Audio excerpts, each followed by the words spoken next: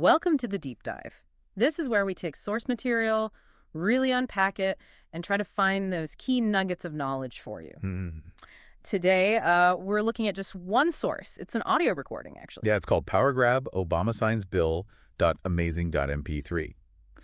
And, well, it definitely presents a very charged perspective on things. Global events, government actions, this whole idea of a fight for freedom, it's all in there. Absolutely.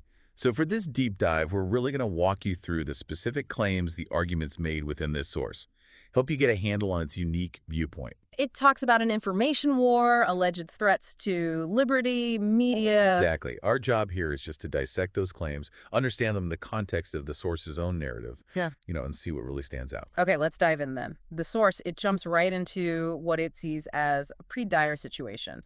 Media, government control. Yeah, it says, there's such an epic battle for freedom happening right now. That's a direct quote, sets the tone immediately. High stakes from the get-go. Definitely. And the core argument, it really centers on the signing of the NDAA 2017. Right, the National Defense Authorization Act. That big military funding bill. That's the one, specifically S-2943.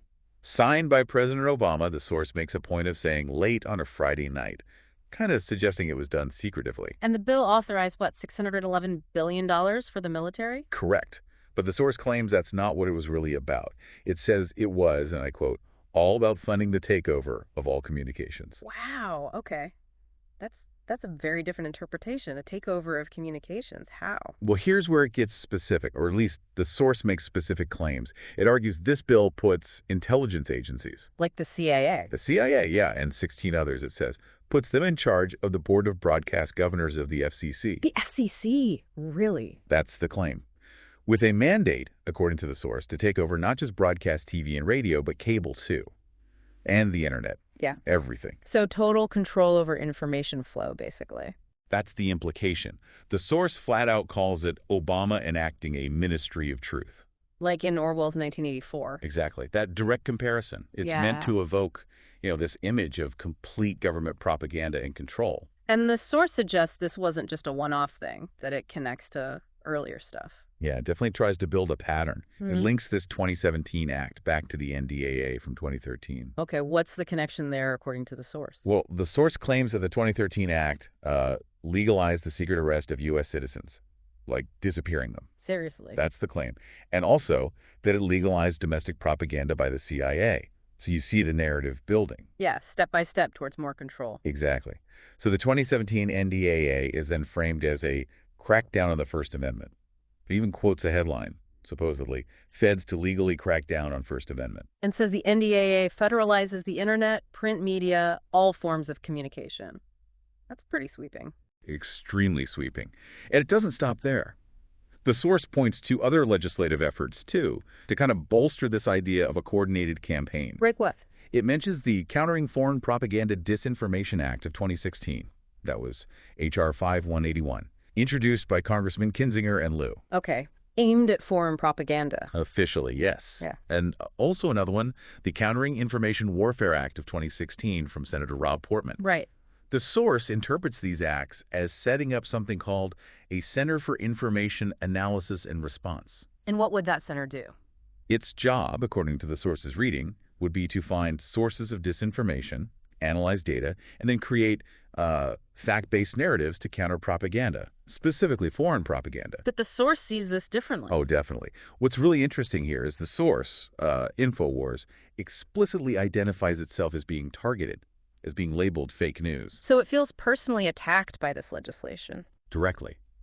It even claims that it, InfoWars, was specifically discussed during the debate to pass this legislation, and get this, labeled a Russian agent. Wow. Okay. So it sees these laws not as countering foreign influence, but as tools to silence domestic dissent, including itself. Precisely. That's the core argument regarding these legislative actions. It's all part of this bigger information war. Okay, so we've got the legislative side, but then the source moves into cultural and social areas, right? This idea of bullying from the left. Yes, it shifts gears a bit, and it raises this question of, how does the source see these societal divisions, these attacks on certain people? It gives examples. It does. It talks about Ivanka Trump allegedly being harassed on a flight. The source claims the people doing it were protected because of their identity. Protected how? It doesn't specify exactly, but implies they face no consequences, and it kind of dismisses any attempt Ivanka might have made to mediate. It also claims Hollywood producers, other public figures, were actually calling for Trump's assassination. That's a serious claim.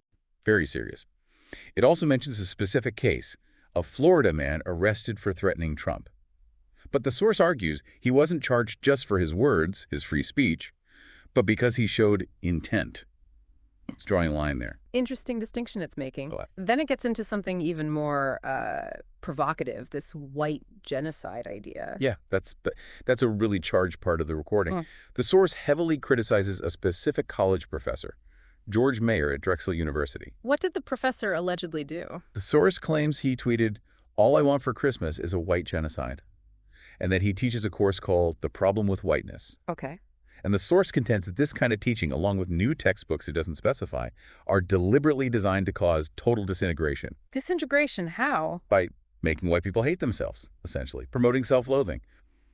The source calls this whole trend sickest, weirdest. So it's seeing academia as another front in this broader conflict. Absolutely.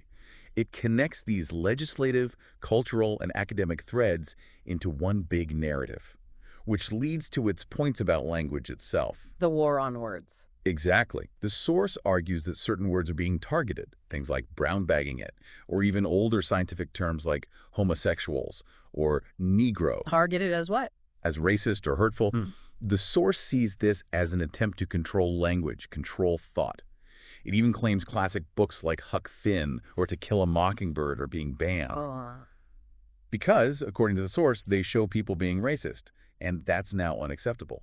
Even though, interestingly, the source described itself as liberal. Liberal, after criticizing what it calls the left. Yeah, but in a specific sense, like live and let live liberal. It claims to have friends of all persuasions. It's trying to position itself as classically liberal, maybe, against what it sees as a new, intolerant left. Okay, so all these different conflicts, legislative, cultural, linguistic, source, ties them all together under this banner of fighting globalists. Yes, that's the overarching enemy in this narrative, these unnamed, powerful globalists. And what's their goal, according to the source? They're in a race, it says, to make you poor, to control you. That's the fundamental objective ascribed to them. And it connects this to specific policies or ideas. It does. It brings up Agenda 21, that UN Sustainable Development Plan from the 90s. Right, non-binding. Well, the source claims George H.W. Bush signed it, and that it's somehow still in effect, still driving policy, even though it never passed Congress as law.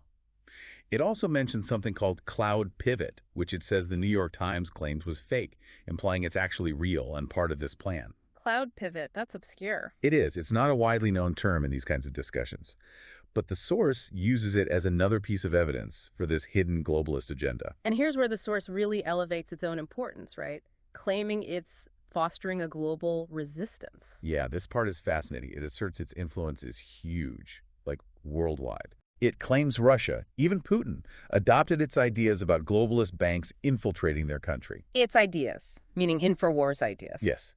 Ideas it says it got from people like Alexander Schultz or books like None Dare Call Conspiracy and Tragedy and Hope, and that this adoption led Russia back to Christian roots, pro-family policies, a strong nation-state identity, basically resisting the globalists. So it's taking credit for shifts in Russian policy. It certainly seems to be implying a significant influence. And not just Russia. It also claims its content helped build the UKIP movement in England. The party behind Brexit. The very same. It says Nigel Farage actually credited InfoWars. Wow. So the source sees itself at the center of this global pushback. Exactly. The big theme here is summarized in a phrase it uses.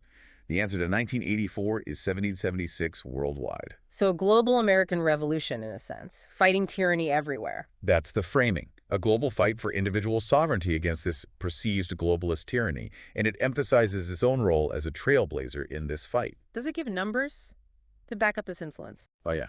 It claims 5 million daily listeners and viewers, 41 million a week. That's a lot. And it even claims 85 million during election week. It also makes a point of saying it turns down offers from big networks like CNN and Fox News all the time. To stay independent. That's the message, preferring independence over mainstream deals.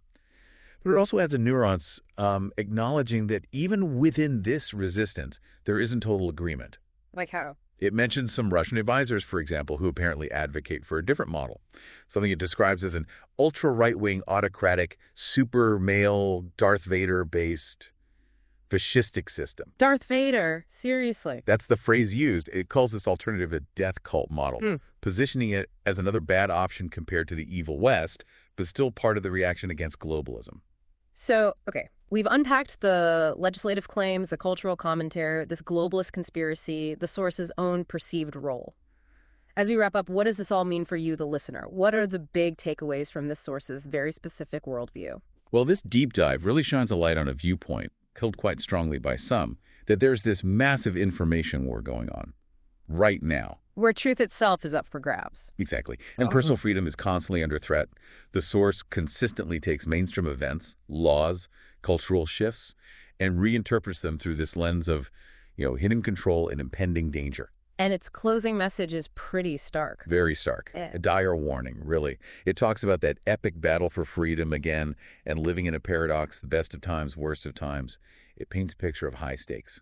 And it doesn't just leave it there, does it? It ends with a call to action. A very clear one. It tells listeners, tells you to spread the word. Indeed. To be your own media, create your own press. Basically, don't rely on established channels. Right.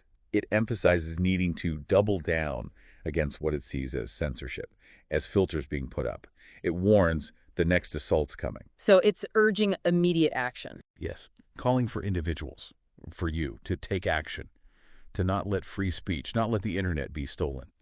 So thinking about that final push, that call for you to become an active participant in this information war, what stands out to you about how a source like this tries to mobilize its audience, positioning them as soldiers on a global battlefield?